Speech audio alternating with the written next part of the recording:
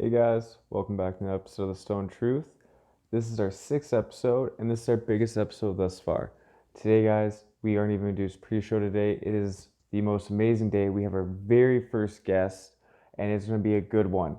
Unfortunately, I can't be here today. I got to hit the road, business calls. It is super unfortunate, but Mr. Scott Doucette's going to take this one. He's going to do our first interview. It's going to be a solo interview, and the guest, guys, this guy's not the silver tongue of speaking, he's the gold tongue standard.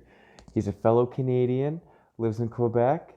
His name is Brenden K. Brenden is the founder of Mastertalks, a YouTube channel he started to help the world master the art of public speaking and communication. He coaches purpose-driven entrepreneurs on how to master their message and share their ideas with the world. Okay, this guy's so cool, guys. He's won a bunch of awards. They're gonna talk about that. He has a bunch of events or competitions. He's done a lot of that kind of stuff. Check it out. This guy you can find on my YouTube at Master Talks, and on Instagram at Master Your Talk, and his website Mastertalks.ca. Guys, without further ado, I give you Scott and Brenden.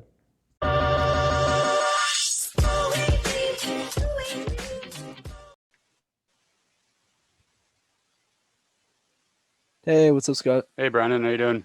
Good, brother. How about yourself, man? Not too bad. How's everything down your way in Montreal? Living life to the fullest, man. That's good. That's good. Is that a Toronto Maple Leafs? It is, yeah. My Are you daughter got it Canadian? for me. Oh, I didn't know you were Canadian. I was going to ask you if you're a Canadian fan. No, I don't really watch hockey, so I guess I've been to a lot of games though, No. mostly to volunteer and help out, but never. So Jeez. enough about me. How about yourself? Devin, he got in contact with you and all that, and you set this all up, and so I did a little bit of research on you. I went to your education and all that. I noticed from 13 to 15, you went to Dawson. Was it Dawson College? And you got yourself a social science. Was a diploma there? Was it?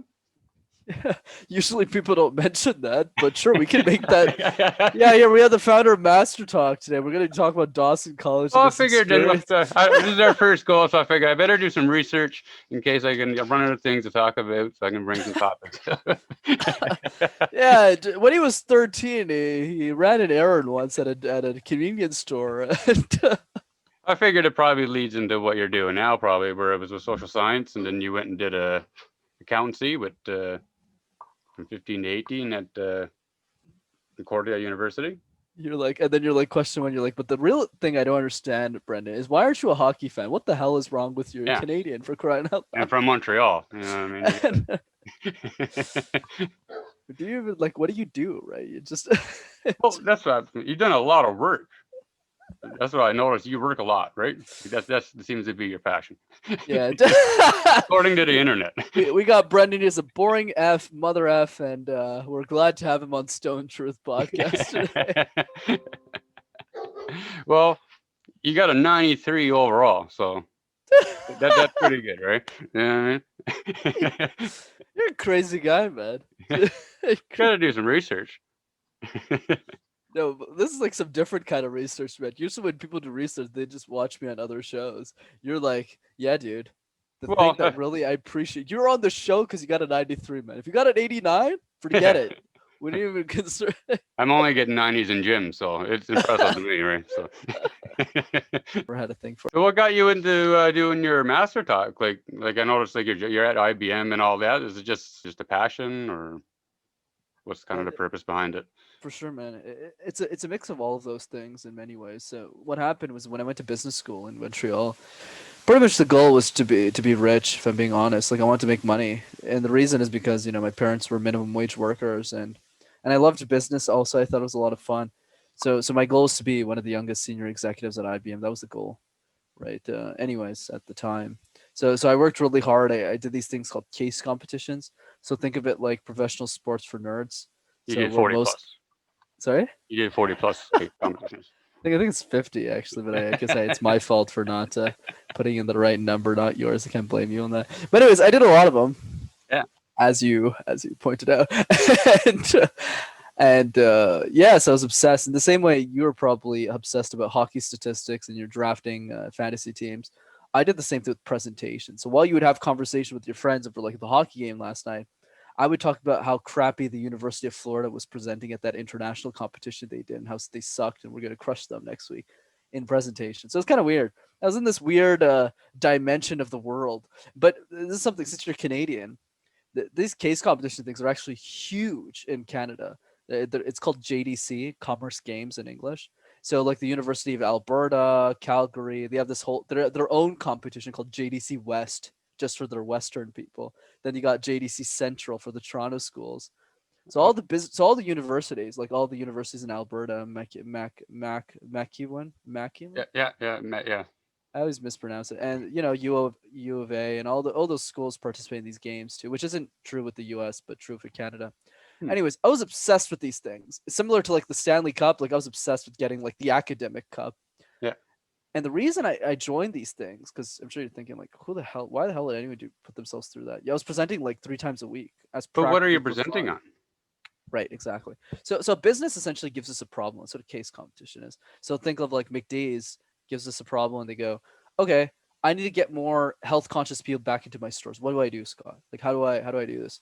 So basically what we do is we as a team, me and you, we spend 3 hours, we read the 20-page document, we figure out the solution, we do risk mitigations, financial statements, a bunch of other stuff, and at the end of the 3 hours, we have to present the solution back to a panel of judges who are, generally speaking, executives of that company.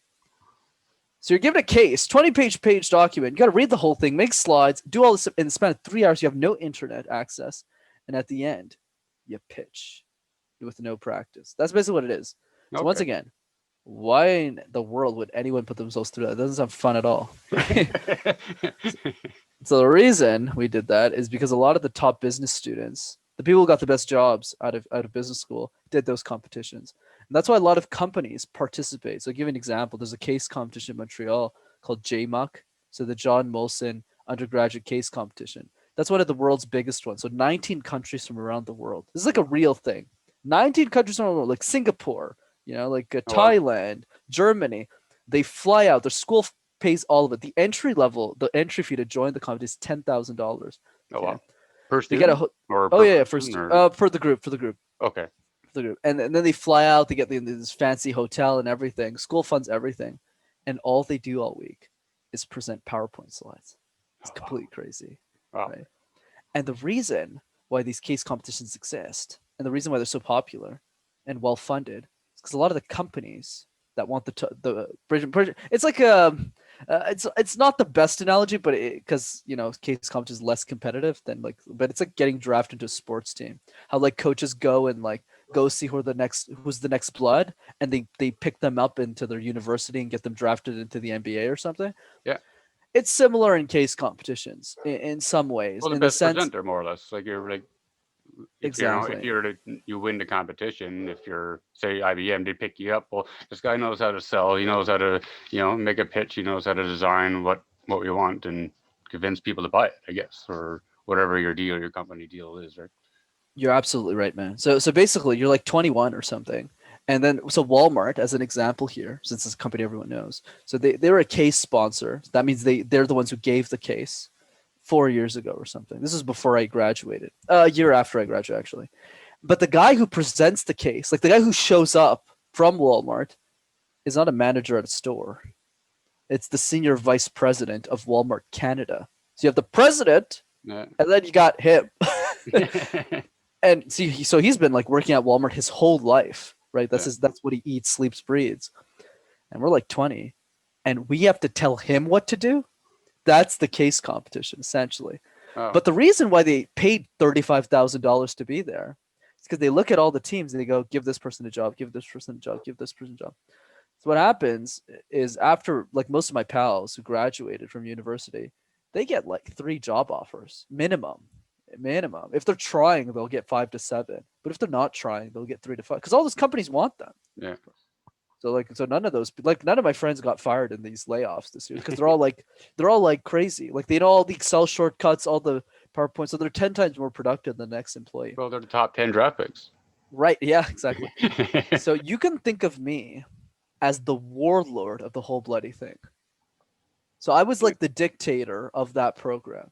Okay. right? So that's who I was, right? So I was like this maniacal, crazy person who would coach all of these students that were in the program for those competitions. So it started as Brenden needs to get a job, like Brenden needs to get up Harvard. But it's slowly, same thing when hockey. Yeah, it's just a ball. I'm just playing with my friends, Yeah. and then you start getting a bit more competitive, and it gets more. Same thing happened to me on steroids, essentially. So you can think of me as the Michael Jordan nobody gives a shit about, in the sense that like that. I don't know if you've seen the documentary. I don't even care about sports, but I watched it on Netflix, Yeah. and it resonated with me so much. Like the way he was yelling at his teams. Like Yeah. most people look at that and they're like, "Man, this guy's like crazy. He's horrifying." And I looked at it and I was like, "This dude is Passionate. soft." It's like this dude's soft on his team. He's like a little fluffy ball, Yeah. right? Whereas me, like I would shred my teams. Like you would see me on a Saturday night and I'd be swearing at them half the time. And I was like, "You call this a bloody presentation? There's 13 other universities competition next week. You better not f this up." Like I was like 10. You'd see me like a beer. I was sleeping 4 hours a day. It was 10 p.m. I was yelling at the students, and the craziest part of it, the saddest part, is they were taking notes and they loved every second. It's crazy, man, That's all crazy. right. As long as they're loving it, they're taking something from it. Yeah, like just to give you an idea, because it's really hard to explain this intensity because it makes no sense. Kind of like this weird subculture. But the I think the way that you kind of wrap your head around this is when I picked the delegates. This was a long time ago, like back to your dates, 2015 to 2018. So it was a while back. So back then, when I was the person choosing the people getting in the program, if anybody told me they wanted the holidays to see their family, like Christmas and stuff, automatic no. No way. You're just not getting in the program. And the reason is because the competition is the first week of January. So basically our rule of thumb, you get Christmas with your family. Yeah. Enjoy it because you're not going to see them. So Yeah. anyone who takes like a 1 week vacation to Florida, you're out. Like don't even bother, just leave. Yeah. That's the stretch before the race. Exactly. Yeah. So I know you get it, right? So Yeah. there's 8,000 students in that business faculty, but only 80 people in the program. So this is like the cream of the crop. And I was their speech coach. So I would train people to fly out to Serbia the week after to go present, to Thailand, to all these countries, to Singapore and stuff. So they go compete. And that's how I became the youngest professional speech coach in the world without even realizing it. That's crazy. Yeah, it's pretty fucked up. Yeah. That's neat. That's what I mean. Like there's, I don't know. It's different. You don't expect. It's And not a. then you're looking at me and you're like, yeah, this is great, Brandon, but back to Dawson College, though. Yeah, dude. Yeah. That's really impressive though. Like that's because I noticed that I was going to bring up the case studies because I also said there was like the human resources involved. So I didn't know if there was something that you done with if it was a human resources competition or because I know a little bit about HR. My wife is HR, so I've got to deal with a bit of that myself. She's like, Scott, you make a wrong move. That's it. You know the policies, sir. You know? Yeah, no, absolutely. Yeah, I guess to build on that, since I guess we're recording now. Well, what happened was for how the program works is every year you pick a discipline. So the first year that I competed, you're absolutely right. I did HR essentially. So I competed in some of the biggest HR competitions in Canada, like OBCC in Toronto and things like that. So you're up against like 13 other universities. And That's that neat. was kind of like, sorry, go ahead. That's neat because it's not at least you never got to do like it wasn't just speaking. You got to do HR. You can do these different topics that you were going into. It wasn't just the one singular event. You know what I mean? That's cool. Absolutely. And then the year after it was technology, and then the third year I did entrepreneurship. You ever think of coming out here maybe doing something on some oil? You get a Yeah, probably not. I don't think anyone's gonna pay us for a case. I'm kidding. It is free consulting basically, but yeah, no, there actually is a case competition in Alberta called the U of A competition in Banff. So we send a team there every year. Obviously not this year, but yeah. So there's a team that gets to go to Alberta every year, which is fun. So It how long became have you been doing the Master Talk on YouTube and all that? Yeah, basically. So I guess to kind of tie in the knot on the story. So after I graduated from the program, I kind of lost a sense of purpose. I got my dream job, and I honestly love IBM. It's such a great company and such a great place to work. But I think what happened was I didn't have a game. A good analogy back to sports. Since we're talking about hockey. It's like when Sidney Crosby decides to retire from the game. like what happens? You can't recreate that experience of 10,000 fans like cheering and yelling at your name and thinking you're God. That's gone. Yeah, It's you're over, gone. Yeah, right? And that's why a lot of these athletes, as you know, go into like depression. They go broke and they pretty much lose everything, yeah. which is kind of sad. But anyways, I had a lower, less intense version of that. Like there wasn't 10,000 people screaming my name. Remember, I'm the Michael Jordan nobody gives a shit about. The second part, very important. So the people in that subculture know who I am, right? They're like, oh my God, it's Brenden. But that's like 3 people, right? It's like 80. But you know what I mean? I'm not. So, but what happened is after I graduated, kind of just I realized what excited me in life, which was to do great things. I thought at the beginning of my master's degree, I'm just doing this for the money, and I was, I needed some money. But after I got it, I was like, I actually don't give a shit about that. I actually still in my mother's basement, despite coaching CEOs. I like a lot of my clients are CEOs today, and I live in my mother's basement. Like I just don't care. But what I did care about was doing amazing things, and I didn't know what to do after case competitions. I kind of like had no sense of purpose, but I got lucky in many ways because a lot of my students kept asking, of the years I was coaching university students, right? They kept asking me the same question that I never had an answer to. The question was, how did you learn how to speak?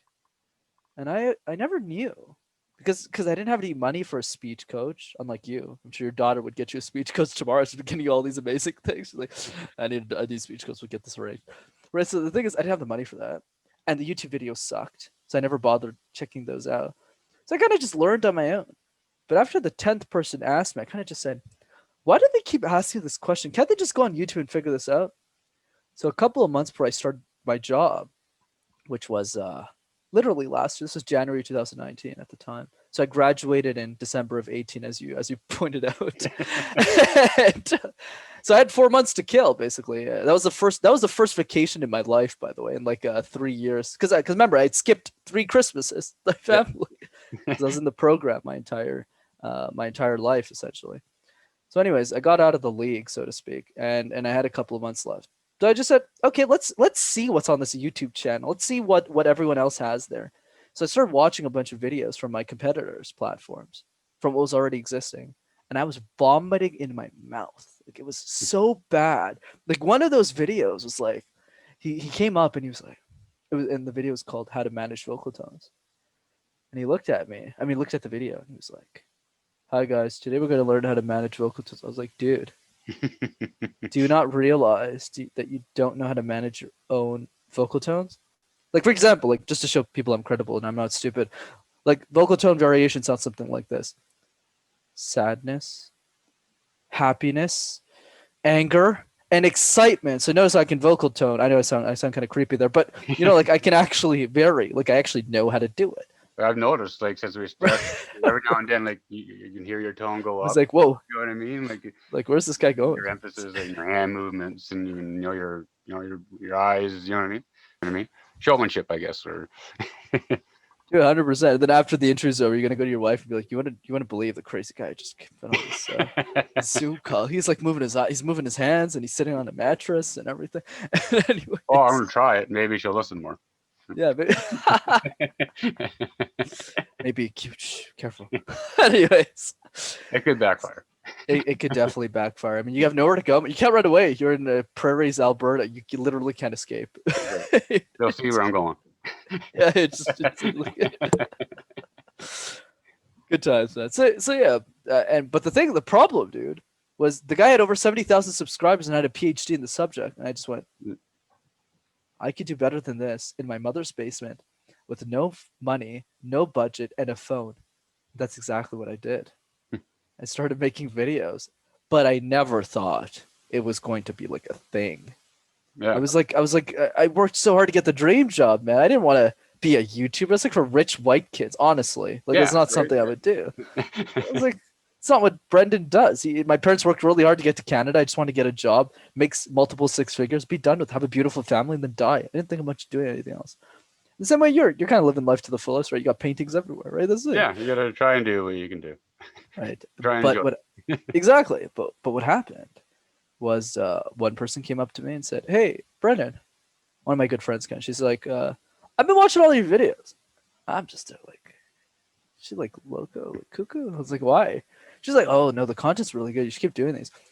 But she's really nice to people, so I didn't think much of it. But then the 10th person came up to me. It's like, hey, Brenden, I've been watching all your videos. I was like, why? The video, like, for those who don't know, like, go watch my first video. Like, it's coarse. Like, you know what? Like, it's garbage. But then after the 10th person, I was like, oh, I think I'm onto something.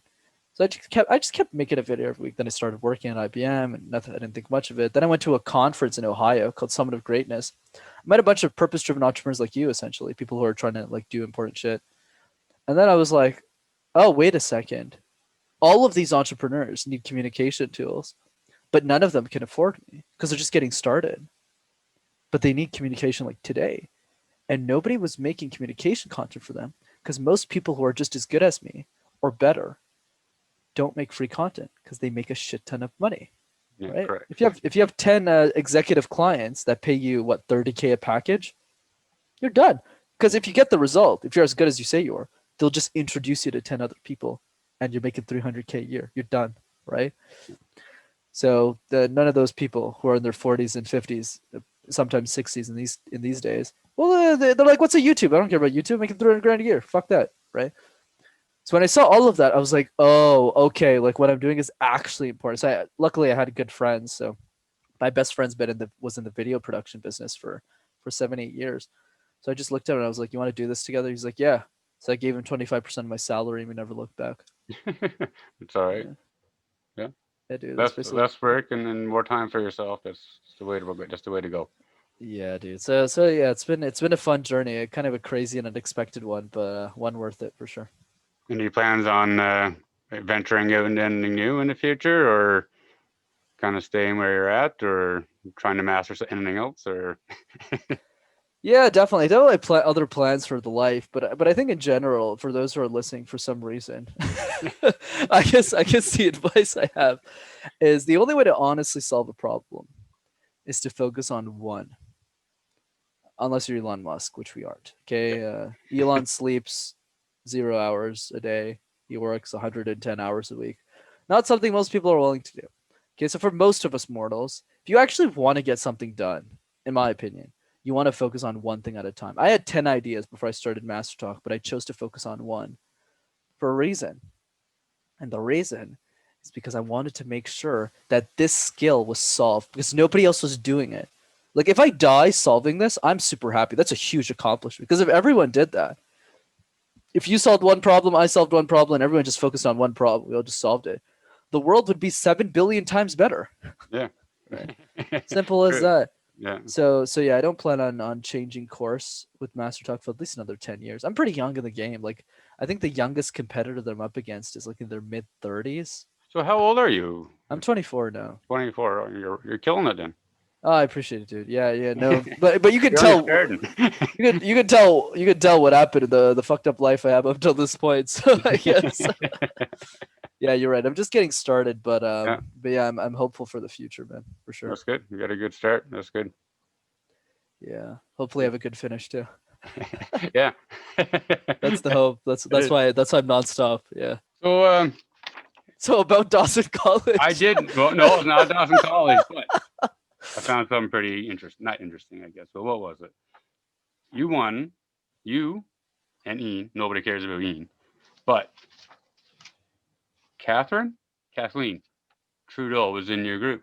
Any relation to our prime minister? Oh no. You know, it's funny. I've done like 250 shows and no one has brought up Kat even once. So you've clearly done your research.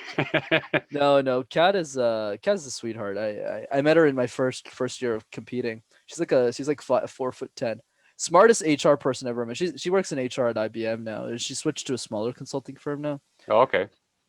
So she was one of the first teammates I had in the program. Really smart, really brilliant person. She's really sharp, like really sharp. Like she would go up there and dazzle crowds. Like she had this quote that she used to give. Just because you asked me, I'm reminiscing kind of the past. We won a bunch of. Honestly, I wouldn't have won all those competitions without her. If I'm being honest, I wasn't the smart guy in the room. I was just the guy selling. Whatever she told me to sell, I would just sell. She had this quote. This is the quote that would kill the HR judges. Like their hearts would just melt. And she would look at the crowd and go, famous artist Hoffman once said that the art of simplification means to eliminate the unnecessary so that the necessary may speak. And I was just like, oof. And we practiced that quote in the hotel room 100 times. We were in Toronto, right, for a competition. It was the night before. And in that competition, our university wins every year, as one pretty much every year. So all the other universities hate us. So we don't talk to them because they don't want to interact with. They're like, oh, you're from JMSB, like we don't want to talk to you. We're just like, okay, well, You F guys you. are snobs at We're gonna crush your fucking face off, anyways. I don't swear this much on podcasts. I think it's just the vibe that just got me swearing a lot. You're just not That's pretty all right. PR. Let them fly. I guess you're a pretty good host. But anyways, so we're sitting in the hotel room together, right? We're going through this, and she looks at me and she goes, "Okay, famous hardest." I'm like, "No, that's not how you'd say it. Do it again." And she kept doing it. And then I took her hand, brought her from the mirror, and I was like, "No, this is how you're supposed to do it." And that's how insane. That's how maniacal I was. So that after like the 70th time in that hotel room, she got it perfect. And I was like, that, do it exactly with those eyes, like this. And then she was at the competition, perfect execution. And then I looked at the judge and they just went, wow. And then I was like, we got first place. That's it. They go, first place, JMSP. I was like, that's right. And it was a lot of fun. She's just great. She taught me a lot about cases. It was a lot of fun. So what's the youngest speech master dude online after speaking all day? Let's see. How do you unwind?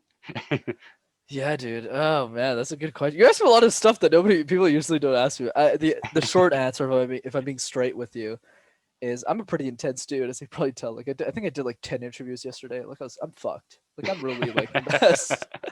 Like coaching, but I do unwind. The biggest way that I do that is dance parties. So I have dance parties in my house, Okay. basically just alone with my sister, and I love clubbing. It's something I love to do. I don't drink or anything. I've Okay. never gotten drunk in my life, actually. But what I do is I love going to clubs, dancing for 7 hours straight, never paying for a drink, and then just leaving the club. It's just amazing. It's just Yeah. I'm like the worst client they could ever. I just walk in, I dance, I leave, never pay anything. Yeah, but you remember your night, so that's all right. There you go. So the issue, yeah, I remember the night, and I remember everyone else's night too. Yeah. But I think which is good or bad. But anyways, I think the point is, I guess since COVID hit, one of the sad narratives of my life is I don't get to club anymore, so I can't or have long dinners with friends like I used to.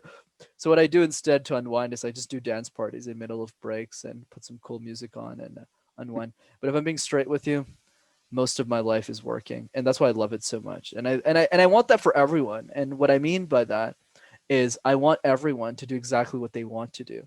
You know, a lot of people go, Brenden, I want to be actually spending 3 days with my family. So I always respond with, why are you only spending one, dude? Like, what are you trying? Like, do exactly what you're supposed to do. So, like, I find anyone who's actually authentic is always a living hypocrite. Like, they're always, how do I say, they're their own contradiction. That's a better word. So, in the sense of, like, do I love my family? Do I spend a lot of time with them? In the way that I think about it, absolutely. That's why I never left my mom's house, not because I couldn't afford my own place, because I don't know when my mom's gonna die. I find a lot of us just leave so early in life, and then they see their parents 10 days out of the year. This is assuming your parents are good to you, which were they were in my case. And then let's say my mom died like 5 years from today. Let's assume she's still alive and very well, but let's say she does. If I just decide to go out, this is what my life would be right now. I'd be living alone, right, with nobody. My life would suck. Maybe I would do some things that I shouldn't be doing, but yeah, but like 10 days. And then she dies. 5 years later, I had 50 days with her. Was that really a life worth living? No, that's not something I would have liked. I didn't make all this money or this. I don't have a lot of money, but I didn't have all this success to not like the point was to make her happy, right? If I'm not there, she's not going to be happy. So that doesn't make sense, right? So it's all these things. I think for me, it's just like I said, authentic people are always a living contradiction. This idea that I love my family, but I talk to her 10 minutes a day, and I spend the other 50 hours with. So most people go, well, you're not spending time with your family. Not necessarily true. Quality time is always relative. As long as this, like, there's other people spend 2 hours with their wife or their husband. They're chugging a beer. Like they're actually paying attention to them, right? So I think for me, it's like, yeah, do I want to be happy? Yeah, does that involve 16-hour days? Absolutely. You're just like, wait a minute, that doesn't make any sense. Yeah. Whereas for you, that might be, I don't know, not you particularly, but the person who's listening, the three people that are, it's the people, it's the what they want out of life. So I think one easy way you can do that, like my number one self-care technique, you make a list of all the things that bring you joy, not the big stuff, just the small things, and you just do that more. So for me, dance parties is one of them. Karaokeing, I can karaoke in 8 different languages. That's awesome. Doing important shit. Like I love podcasts with 3 people. Like this is awesome, right? It's a great. I just love these conversations. Just fun to get your perspective on things, and just meet new people. So that too. So that counts in quality time and fun. So that's what I recommend for everyone. It's just most people's lists, most people's self care lists, or other people's lists, right? I think Correct. that's Yeah. the issue. It's Yeah. like, oh, I got to buy a big car. Okay, I bought But it. What gives? I have a big lease payment and nothing else. that's it. Yeah. Yeah, so yeah, that's my thoughts Well, anyways. if you're out here, that's a pretty big thing out here. It doesn't matter if you can afford it, but get it so everybody can see that you got it. Yeah, man. And here I am coaching COs and sitting on a mattress and talking to you right now. It's kind Yeah, of right. And you're happy, so that's really there what you go. matters, right? There you go, man. I think the key is just living life in reverse. Like ask yourself, like the one question I was reading about this morning, it was really fascinating me, is the following. If you're 99 years old and on your deathbed and you had the opportunity to go back to today, right now in this moment, what would you do right now? Oh, you'd always spend more time with your family. It's always the number one answer. Right. Everyone's answer. Right, in many ways, right? And for me, it's a mix of the two. It's family, and I would still be working on Mastertalk because I just believe in it. I just want people to learn from me forever because there's the 8-year-old girl who just wants to get better at communication that's always going to exist over and over again. I don't want that loop to continue. I want to break that loop, and I think that's the gift I want to bring to the world, and enjoy my life along the way. Yeah, that's the best part. Enjoying Yeah, it. dude. It's not working unless you're enjoying Right. what you're doing. There you Not go. really There work, you right? go. That's the key. Do you have any questions or anything, Brandon? Or Questions for you? yeah, or anything you want to know about us up here, or Yeah, sure, dude. I think the one question that fascinates me is who was the number one guest? Who was your favorite guest on the show? And what is the number one lesson that person taught you that you didn't know? well, you're our first guest, so I'm gonna Oh, I say am. you're our top guest. I would say you're in the top one. Really? Oh, crap. Okay. That was And no, the okay. lesson that you would have taught was, I guess, is do something that's No, now I sound like a cocky bastard. Let me rephrase that question because I didn't realize it was the first guess. that's all right. Okay, No worries. what is the number one lesson that your wife taught you about life, and what is the number one lesson that your daughter taught you about life that you didn't know? I think to try and slow down and then just enjoy the moment. That's probably the biggest thing that they try and tell me to do because that was Same never what lesson it. from both. Probably from both, yeah. Because work is always number one. Doesn't matter what. Either you're home and you're on call and you're just looking at the cell phone, or so. But now it's a lot easier now to sit back and kind Yeah, of enjoy because I can't yeah, do anything. So, so I'm all right. broken up, but that's all right. I'm on the mend and things will get better that way. But I think that's the biggest lesson I think almost anybody can learn is probably just to be in the moment and enjoy your time with whoever you're with. That's beautiful, man. Thanks for sharing. That's it on my side. Give us like 3 months, and then maybe see if you want to come back again, and then Yeah, for sure, dude. Dude, see send me if a see message. what we've Awesome. improved on. And I tried to keep my A buys down because I knew you're a speech guy, so I was like, I can't let a buy out, or try to keep the ums down. And Don't worry, man. Everyone that interviews me is always, oh, you got a little. that's the big one, and then there's another little one right here. Oh, wow, that's awesome, man. No, man. A lot of people when they interview me, they always say the same thing as you at the beginning. They always go, I'm kind of self-conscious right now because of the speech coach. I was like, did you not realize I'm talking to you on a mattress? Like, don't worry, man. I'm not. I'm clearly not being. Yeah, don't worry. I'm pretty easygoing. That's awesome. I appreciate your time. I know it's kind of late down in your area, and you're probably off to work in the morning, so I'll let you get ready, and I'll let your mom make your lunch for you. That's all right. That's different. That's why you're still home. You're getting That lunches from too. mom. Definitely. That's definitely a part of it. She makes my life so much easier. For sure. All right, Absolutely. Brandon. Well, I appreciate your time, and thank you for coming on Stone Truth. And drop us a line anytime, and we'll set this up again. Likewise, brother. Wishing All you right. well, man. Take care. Yeah, cheers, dude. Guys, that was a cool episode. I hope you guys enjoyed it. Scott, he made it through his first interview, so big whoop to him. Brenden was an amazing guest. Obviously, he is the master of talking. So thanks, Brenden, for coming out yet again. And guys, remember, check us out on Podbean, our main channel. Podbean is what makes us us, okay? So that's Podbean at the Stone Truth Podcast. You can also check us out on Google Play, Amazon Music, Audible, and TuneIn plus Alexa. Don't forget to check us out on Twitter at Stone Truth Show, or you hit the Stone Truth Show on Twitter, okay? Or the Stone Truth Podcast. One of the two. Also, guys, we're going to try to break into YouTube. So hopefully, once we get this video done, we will have it on YouTube and Podbean. And just so you guys know, our channel on YouTube is the Stone Truth TV. Check us out, guys. Okay, see you soon. Oh, wait. No. If you want to be a guest on the show, like, comment, share, hit us up with a message. Let us know if you got an interesting story to tell. You just want to have something you want to rant about. Government's got you down. World's got you down. Let us know, guys. We'd love to have you on the show. Okay, there we go. Now, peace.